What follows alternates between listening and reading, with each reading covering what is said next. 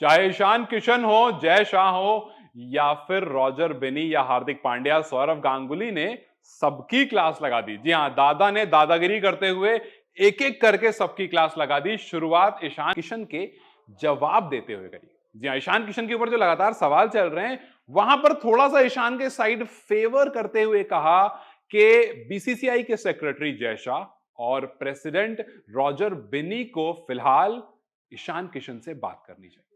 उन्होंने कहा कि आखिर ऐसा क्या हो गया कि आप इस मोमेंट पर आपने एकदम से उस बंदे को निकाल दिया। और चलो ठीक है, आपने कॉन्ट्रैक्ट से निकाल भी दिया, लेकिन बेहतर होगा कि आप एक बार उससे बात कर लो, क्योंकि ऐसा नहीं है कि उस बंदे ने रणजी खेला ही नहीं है।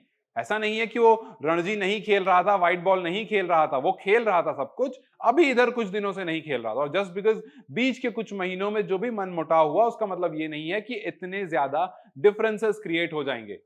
और जब वो पिछले टाइम जब जब आपने उसे खिलाया, क्या वो एक प्रॉपर फॉर्म में नहीं था? था ना? तो फिर एक बार आप उससे जाकर के बात कीजिए।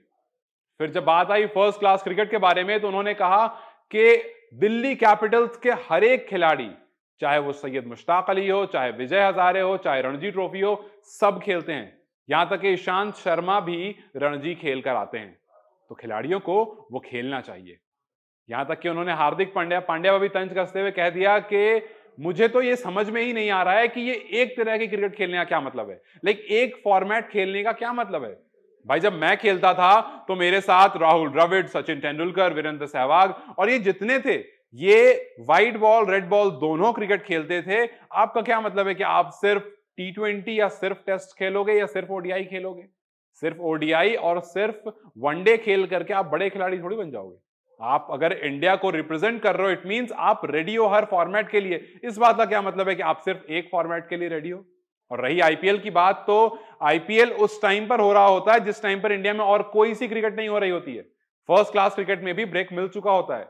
जैसे अभी आप देखेंगे रणजी चल रहा है, रणजी खत्म होगा, उसके बाद आईपीएल शुरू होगा। तो रणजी और आईपीएल के बीच में या फिर आईपीएल और किसी और टूर्नामेंट के बीच में इतना स्पेस मिलता है।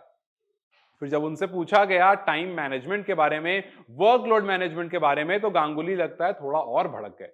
गांगुली ने कहा कि सच बताऊं तो मुझे ये वर्कलोड मैनेजमेंट का जो पूरा हिसाब किताब है, ये फास्ट बॉलर्स के लिए तो समझ में आता है।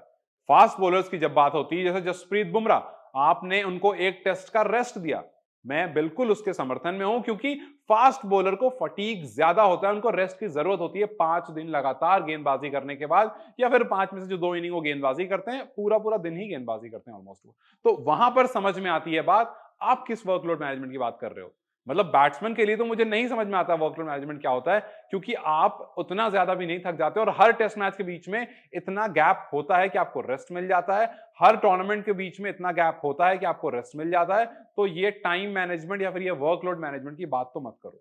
और अगर करनी है तो एग्जांपल देख लो, जेमी एंडरसन का 180 से ज्यादा टेस्ट खेल चुके हैं, और वो अपना वर्कलोड अभी तक उस बारे में ज्यादा चर्चा नहीं होती है। और आप अपने करियर के शुरुआत में कहते हो कि मुझे वर्कलोड मैनेजमेंट करा दो, वर्कलोड मैनेजमेंट नहीं हो रहा है। कुछ उनसे तो सीख लो जो 180 टेस्ट खेल चुके हैं। तो खैर, कुल मिलाकर ईशान किशन हो, हार्दिक पांड्या हो, या फिर जय शाह और बीसीसीआई के और भी जो अध्यक्ष आसपास के जो लोग हैं, जो उनसे कनेक्टेड लोग हैं, उन सबको इनडायरेक्टली उन्होंने कह दिया कि अपना अपना आप काम करो। एक को कहा कि आप ईशान से बात करो, एक को ईशान को कहा कि ऐसा नहीं है कि आप सिर्फ एक फॉर्मेट खेलोगे, आप फर्स्ट क्लास नहीं खेलोगे, सारे खिलाड़ी खेलते हैं। मैं दिल्ली कैपिटल से हूं, दिल्ली कैपिटल के सारे खेलते हैं, तो इस तरह से एमआई के भी सारे खिलाड़ियों को खेलना चाहिए। और हार्दिक को इशारतन कह दिया कि एक फॉर्म ऑफ क्रिकेट क्या होती है भाई, मतलब ये वनडे और T20 खेलूंगा और टेस्ट नहीं खेलूंगा, ये क्या तरीका होता है? क्या आपको लगता है कि गांगुली ने कुछ ज्यादा खरी बातें कर दी? गांगुली ने क्या बिल्कुल साफ सीधी सटीक बातें कह दी और किसी अकेले का फेवर नहीं किया? उन्होंने सबको एक एक करके तंज कस दिया और सुना दिया कि जी कप्तान हूं इस टीम का पुराना, ध्यान से सुनो जो कह रहा हूं। तो गांगुली की बात पर आपका क्या कहना है मुझे कमेंट सेक्शन में जरूर बताएं। इस वीडियो को लाइक और शेयर जरूर करें, और जाते जाते चैनल को सब्सक्राइब करते जाएं।